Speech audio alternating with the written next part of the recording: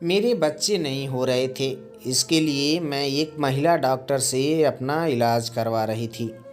एक दिन मैं डॉक्टर के पास गई तो उन्होंने मुझे चेक करते हुए कहा कि मुबारक हो, तुम माँ बनने वाली हो।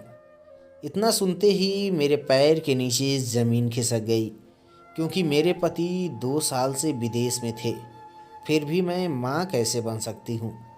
मैंने कभी किसी गैर मर्द से नाजायज़ संबंध भी नहीं बनाए हैं, तो ये कैसे हुआ।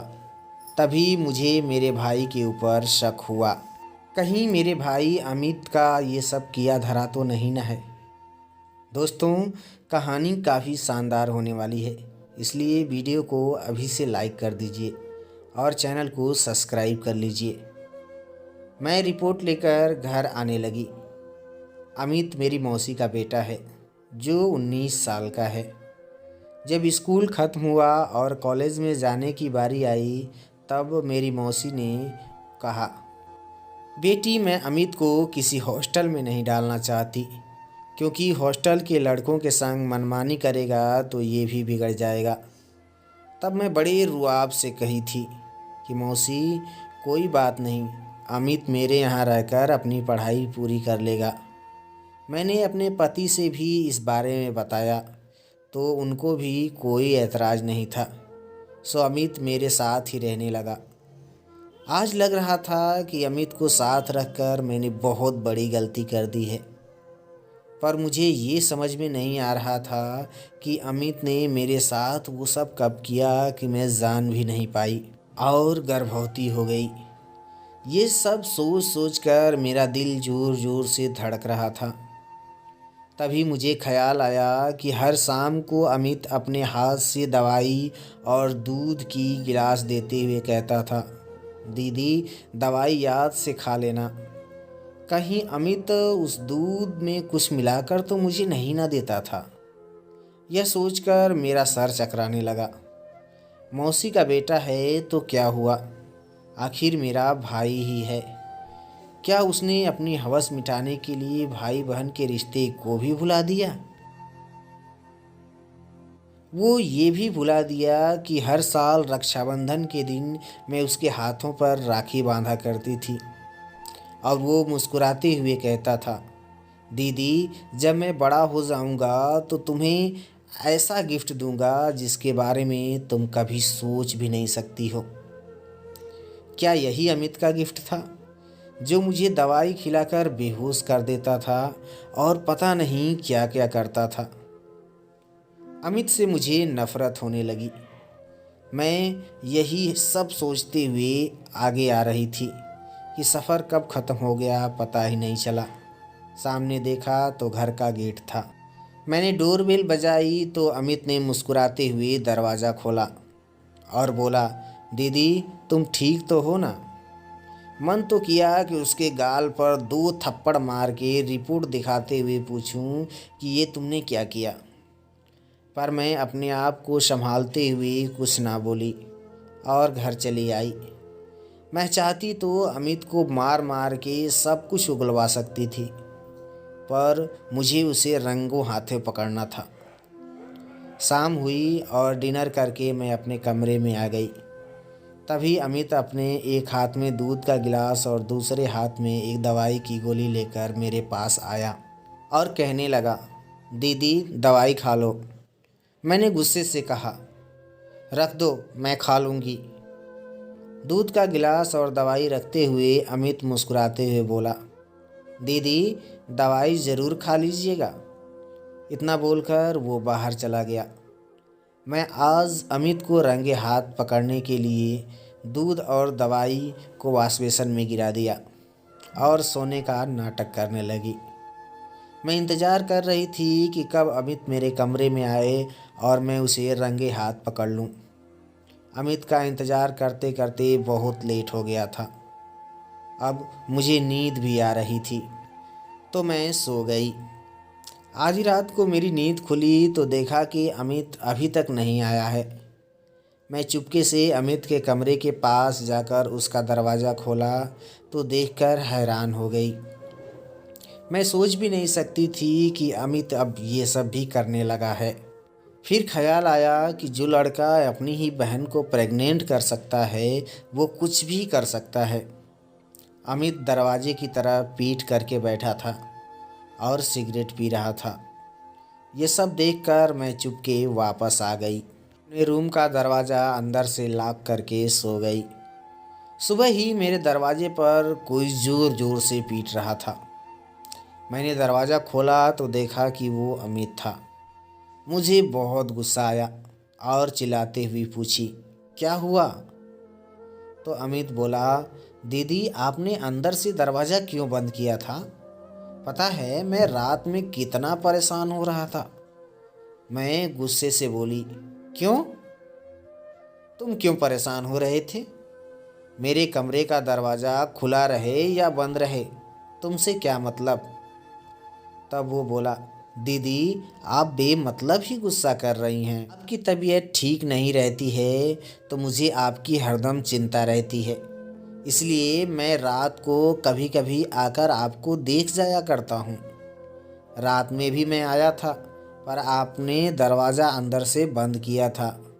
मैंने 2-3 बार आपको आवाज़ भी दी पर आपने कुछ रिप्लाई नहीं दिया, तो मुझे आपकी और चिंता होने लगी। उसकी बातें सुनकर मुझे बहुत गुस्सा आ रहा था। मैं सोच रही थी कि इतना सब करने के बाद भी ये इतना मासूम बन रहा है। मैंने कहा, अमित तुम्हें मेरी चिंता करने की कोई ज़रूरत नहीं है, मैं अपना ख्याल खुद रख लूँगी। मुझे गुस्से में देख वो बाहर चला गया और मैं फिर से सोचने लगी कि 1 महीने बाद मेरे पति आलोक विदेश से वापस आने वाले हैं। अगर उन्हें पता चलेगा कि मैं उनकी गैर हाजिरी में गर्भवती हो गई हूँ तो वो मुझे बच्चलन समझकर हमेशा हमेशा के लिए छोड़ देंगे और तलाक भी दे देंगे। नहीं, मैं ऐसा नहीं होने दूँगी। मैं आलोक के बिना नहीं रह पाऊँगी। जल्दी ही इसका कोई इलाज करवाना पड़ेगा। मैं अपनी मौसी को भी ये बात नहीं बता सकती कि देखो तुम्हारे बेटे ने मेरे साथ क्या किया है, क्योंकि मेरी मौसी दिल की मरीज़ थी। अगर उसे ज़रा सा भी भनक लगी तो वो मर जाएगी। मैंने फैसला किया कि जो हुआ सो हुआ। कल अमित को कह दूंगी कि वो अपने रहने का कहीं और इंतज़ाम कर ले और मैं इस बच्चे का अबॉर्शन करवा दूंगी। सुबह मैं जगी तो देखा कि अमित नहा धोकर तैयार हो रहा था। मैं अपने कमरे से निकली तो उसने कहा, गुड मॉर्निंग। मैंने कहा, अमित तुम अपने रहने खाने का कहीं और इंतज़ाम कर लो। वो बड़ी हैरानी से मेरी तरफ देखकर पूछने लगा, क्या हुआ दीदी? कुछ नहीं, बस तुम यहाँ नहीं रह सकते हो। 2-3 दिन में अपना कहीं इंतज़ाम कर लो। वो बोला, दीदी वैसे रहने के लिए तो मैं कहीं भी रह लूँ, पर मुझे आपकी चिंता लगी रहती है। आप अकेले कैसे रहेंगी? क्यों, इससे पहले तो मैं अकेली ही रह रही थी ना।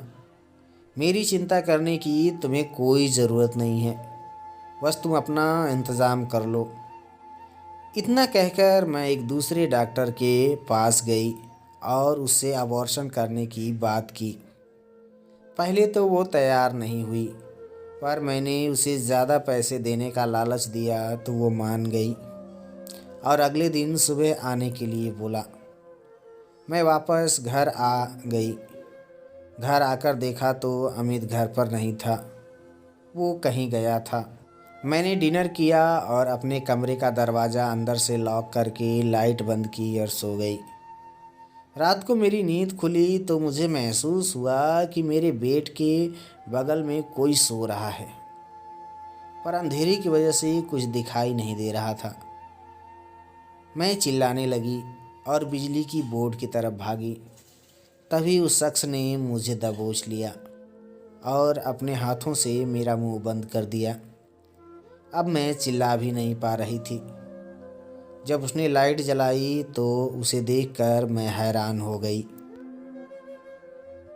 क्योंकि वो मेरे पति आलोक थे, पर वो तो 1 महीने बाद आने वाले थे। तो फिर इतना जल्दी कैसे? उन्होंने कहा कि मैं और अमित मिलकर तुम्हें सरप्राइज़ देना चाहते थे। कैसी लगी मेरी सरप्राइज़? तुमने दरवाज़ा अंदर से बंद किया था, इसके लिए मुझे खिड़की से बड़ी मुश्किलों का सामना करके अंदर घुसना पड़ा। मैं सोचने लगी कि कल ही मुझे अबॉर्शन करवाने जाना है और ये आज आ गए। मेरी ज़िंदगी बर्बाद हो गई। यही सोचकर रोने लगी। मेरे पति को लगा कि मुझसे बहुत दिनों बाद मिलने की वजह से रो रही है, पर असली वजह तो मैं ही जानती थी। ये तो मैंने धीरे से अपनी रिपोर्ट निकाली और अमित के पास गई तो वो बोला, दीदी जीजू का सरप्राइज़ कैसा लगा? मैंने उसे एक ज़ोरदार थप्पड़ मारते हुए उसके चेहरे पर अपनी रिपोर्ट फेंकते हुए कहा, कमीने ये तूने क्या किया? वो बड़ी मासूमियत से कहने लगा, मैंने क्या किया है दीदी? अमित तो रिपोर्ट उठाकर पढ़ने लगा। तभी आवाज़ सुनकर आलोक भी आ गए और अमित के हाथों से रिपोर्ट लेकर पढ़ने लगे। इतना देखते ही मुझे घबराहट से चक्कर आने लगा और मैं बेहोश हो गई। जब आँख खुली तो मैंने देखा कि आलोक और अमित मेरे बगल में खड़े हैं। हम हॉस्पिटल में हैं। अमित रो रहा है। मैंने आलोक को हाथ जोड़ते हुए कहा, आलोक मुझे माफ़ कर दीजिए, इसमें मेरी कोई गलती नहीं है। सारी गलती इस अमित की है। ये मुझे रोज़ नींद की गोली खिला देता और मेरे साथ पता नहीं क्या क्या करता था। गुनहगार अमित ही है। तभी आलोक अपनी जगह से उठे और मेरे पास आए। मेरा सर सहलाते हुए बोले, पगली रो मत, चुप हो जाओ, मैंने तुम्हारी फिर से जांच करवाई है। तुम प्रेग्नेंट नहीं हो सकता है जिस लैब में तुमने चेकअप करवाया था उसी लैब में किसी ने तुम्हारी रिपोर्ट बदल गई थी। अमित गुनहगार नहीं है। वो तब भी तुम्हें अपनी बहन मानता था और आज भी मानता है। अमित बस रोए जा रहा था। मैं उठी और अमित के पास गई और कहा, अमित मुझे माफ़ कर दो, मैंने अनजाने में बहुत बड़ी गलती कर दी। काश मैं दोबारा चेकअप करवा लेती तो ये दिन नहीं देखना पड़ता। तो दोस्तों, ये रही हमारी आज की कहानी। इस कहानी के बारे में आपकी क्या राय है, कमेंट करके हमें ज़रूर बताएं और चैनल को सब्सक्राइब कर लीजिए। अभी के लिए दीजिए इजाज़त, मिलते हैं अगली वीडियो में नई कहानी के साथ। तब तक के लिए धन्यवाद। Bye bye.